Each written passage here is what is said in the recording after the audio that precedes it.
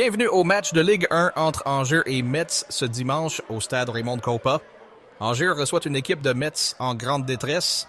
Les scoïstes, 11e, sont relativement à l'abri en milieu de tableau et cherchent à se rapprocher du top 10. Dirigé par Alexandre Dujeu, ils comptent sur un collectif solide où les buts sont partagés, avec Sidiki Cherif en pointe à 4 réalisations.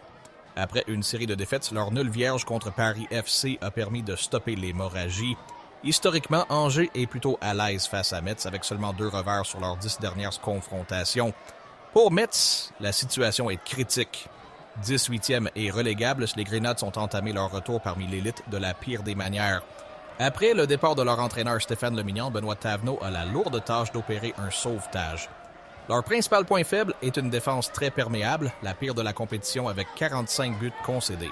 Malgré une attaque parfois vive, l'équipe est en panne de résultats et n'a plus gagné en championnat depuis fin septembre.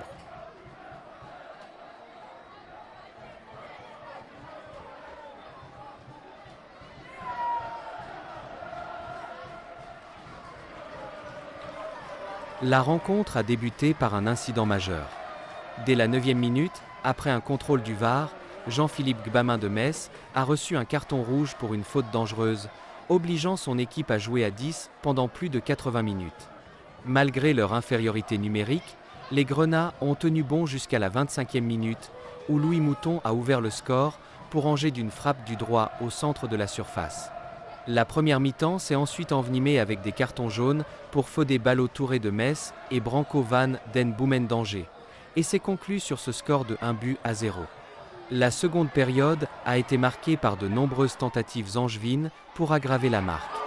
Jonathan Fischer, le gardien de Metz, a été décisif, repoussant notamment une tête de Jordan Lefort à la 55e minute et une frappe de Van Den Boomen à la 48e.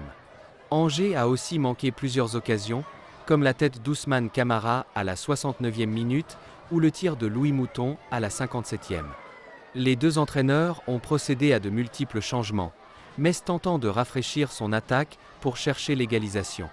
Dans les dernières minutes, malgré la pression et quelques délais, le score n'a plus évolué.